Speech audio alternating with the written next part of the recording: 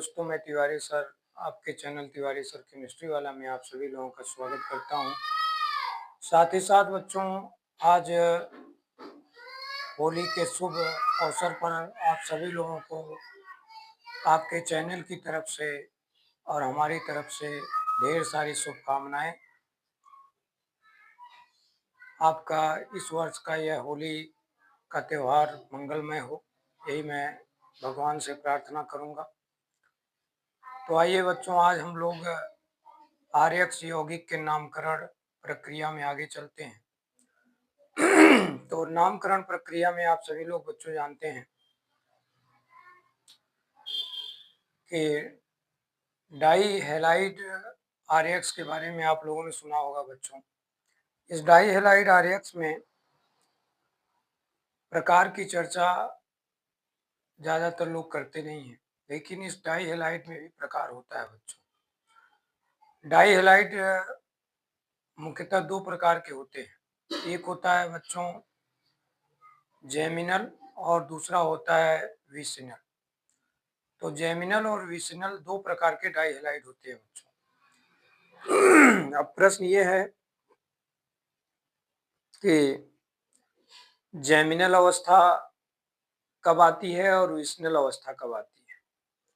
तो अगर मैं बात करूं जेमिनल अवस्था की, तो बच्चों ऐसा डाई हैलाइड जिसमें एक ही कार्बन से दो समान प्रकार के हैलोजन तत्व जुड़े हों, तो वह अवस्था बच्चों जेमिनल कहलाती है।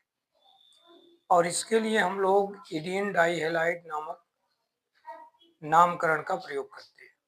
ठीक है बच्चों। तो जैसा कि आप देख रहे हैं यहाँ पर, ये जेमिनल डाई हैलाइड है। इसमें एक ही कार्बन से दो समान प्रकार के हैलोजन जुड़े हैं, तो इसको हम लोग जैम डाई हैलाइड अवस्था बोलते हैं या जेमिनल बोलते हैं। ठीक है बच्चों।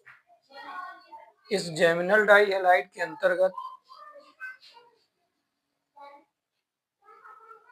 यदि हम लोग उदाहरण पे ध्यान दें, तो देखिए बच्चों, यहाँ पर तीन उदाहरण आपको मिल रहे हैं।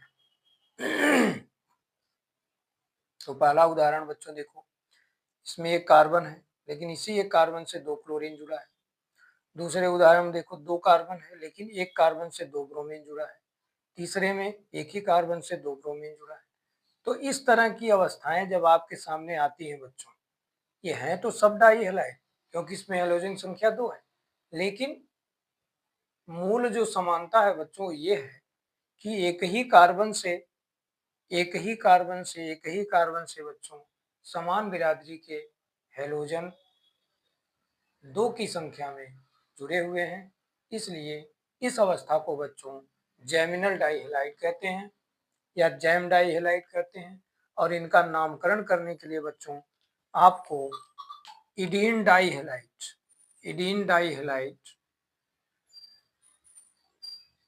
का प्रयोग करना होता है। जैसे यहाँ आप देख रहे हैं, कार्बन की संख्या कितनी है? एक है। तो एक के लिए बच्चों साधारण नाम में मेथिल होता है, तो मेथिल में इडीन जोड़ देते हैं, तो इसका नाम बन जाता है बच्चों मेथिलीडीन। क्या नाम बन गया? मेथिलीडीन डाइक्लोराइड। इसी प्रकार यहाँ दो कार्बन है, तो एथिलीडीन बन जाएगा डाइब्रोमाइड। यहाँ पर तीन कार्बन है बच्चों, तो प्रोपिलीडीन डाइब्रोमाइड। ब्रोमाइड कहाँ से है बच्चों? देखो यहाँ पर Br लगा है दो की संख्या में, तो डाइब्रोमाइड। इसी तरह अगर मैं दूसरे तरफ चलूँ, तो दूसरे डाई हैलाइड का नाम देख रहे हैं बच्चों, क्या है? दूसरे डाई हैलाइड का नाम है विसिनल डाई हैलाइड। क्या नाम है बच्चों? Vicinal die halide. और विसिनल डाई हैलाइड की पहचान जरा देखिए। ऐसा डाई हैलाइड बच्चों जिसमें दो निकटवर्ती कार्बन से समान प्रकार के हैलोजन जुड़े हों, तो वह अवस्था बच्चों विसिनल डाई हैलाइड कहलाती है। और इसके लिए जब हम नाम लिखते हैं बच्चों, तो नाम के अंत में लीन शब्द का प्रयोग करते हैं। जैसे कि यहाँ आप देखिए, दो कार्बन है और दोनों निकटवर्ती कार्बन के साथ एक एक क्लोरीन लगे हैं, तो इनका नाम बच्चों क्या होगा? Ethylene dichloride. यहाँ देखिए बच्चों, तीन कार्बन है और दो निकटवर्ती कार्बन से ब्रोमीन लगे हैं, तो इनका नाम बच्चों क्या हो जाएगा, प्रोपिलीन डाई ब्रोमाइड। तो इस प्रकार से बच्चों जो डाई हैलाइड आरएक्स होते हैं वो दो प्रकार के होते हैं, ठीक है। एक होता है जेमिनल और दूसरा होता है विसिनल, ठीक। तो आज के बाद जेमिनल और विसिनल से संबंधित आपको कोई कठिनाई नहीं होनी चाहिए।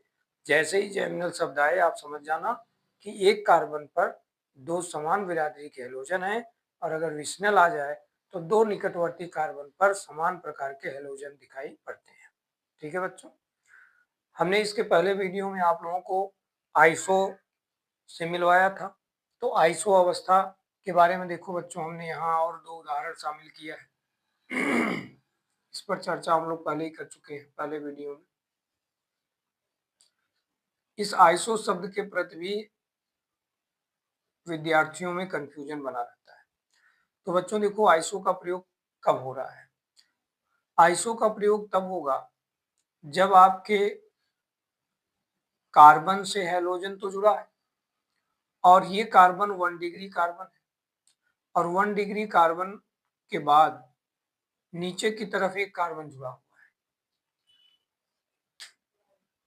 तो यहाँ पे आपको एक टी शेप्ड संरचना, टी शेप्ड श्रृंखला बनती हुई दिखाई पड़ रही है। तो जैसे ही अगर टी शेप्ड संरचना आपको दिखाई पड़े, चाहे उस श्रृंखला में कार्बन 1 डिग्री हो या 2 डिग्री हो, आपको आइसो का प्रयोग करना है। जैसे देखिए यहाँ पे आइसो ब्यूटिल हैलाइड है, और यहाँ देखा जाए तो देखिए इस ये कार्बन 2 डिग्री कार्बन है, लेकिन इसके लिए भी देखिए आइसो प्रोपिल हैलाइड का प्रयोग किया गया है। यहाँ पे आइसो ब्यूटिल हैलाइड का प्रयोग किया गया है, ठीक है बच्चों। तो डाई हैलाइड यौगिकों का नामकरण कुछ आप इस प्रकार से कर सकते हैं। अब थोड़ा हम लोग इसके आगे बढ़ते हैं। तो कुछ और भी आपको आरएक्स कंपाउंड मिलेंगे।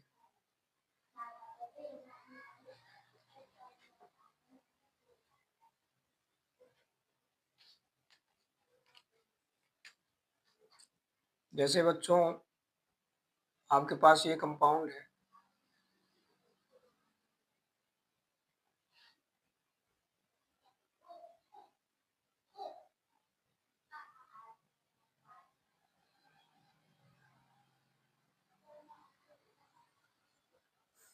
अब इसका मान लो आपको साधारण नाम लिखना है बच्चों, IUPAC नेम इनका लिखेंगे हम। अब इनका अगर IUPAC नाम लिखना है बच्चों, तो सबसे पहले लंबी श्रृंखला का चुनाव किया जाता है। सबसे पहला जो रूल है IUPAC नाम लिखने का, उसका पालन करो। सबसे लंबी श्रृंखला का चुनाव करने के बाद बच्चों जो हैलोजन एलिमेंट है उस तरफ से आप अंकन करेंगे जिधर से हैलोजन को कम से कम अंक प्राप्त हो रहा।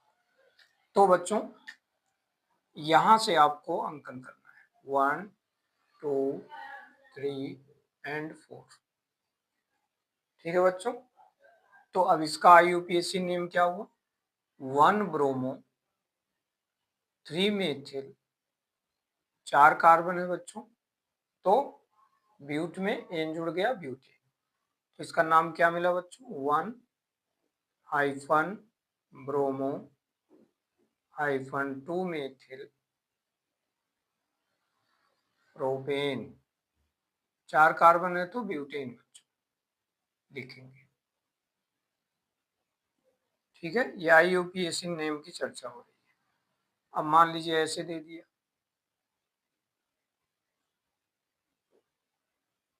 इनका आपको IUPAC नेम लिखना है।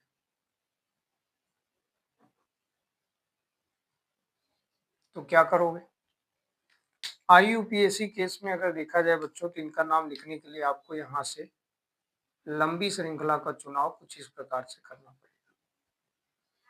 तो अंकन की प्रक्रिया आप यहाँ से कर सकते हैं,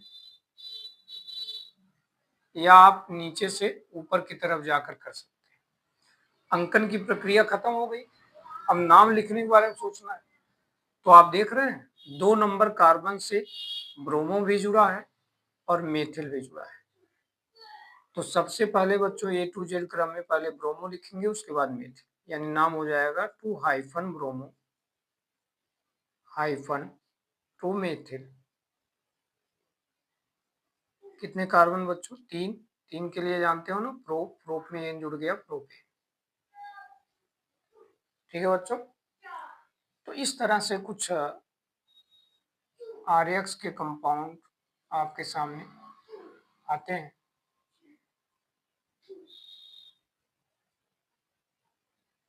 और इनका आईयूपीएसी नेम आप कुछ इस प्रकार से लिखिए।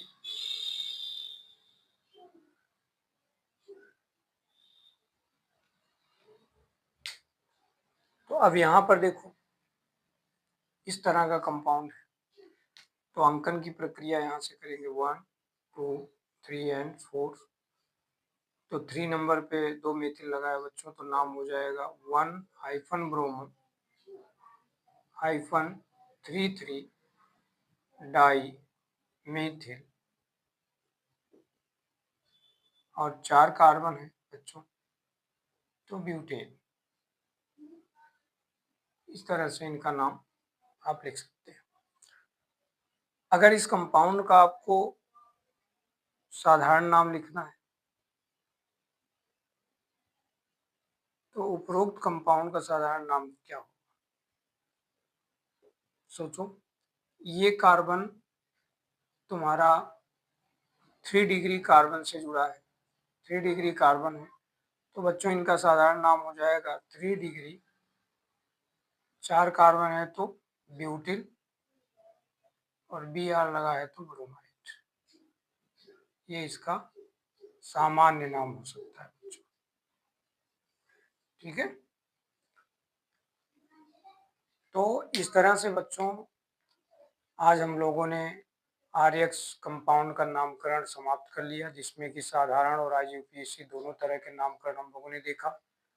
अब अगले वीडियो में हम लोग आरएक्स यौगिक को बनाने की विधि पढ़ेंगे बच्चों। तो आज का यह वीडियो आप लोगों को यदि अच्छा लगा हो तो प्लीज़ वीडियो को लाइक कीजिए, अपने मित्रों को शेयर करिए, और अपने चैनल के साथ इसी प्रकार बने रहिए। और पुनः हमारी तरफ से और आपके चैनल की तरफ से आप सभी लोगों को होली की ढेर सारी शुभकामनाएं। धन्यवाद।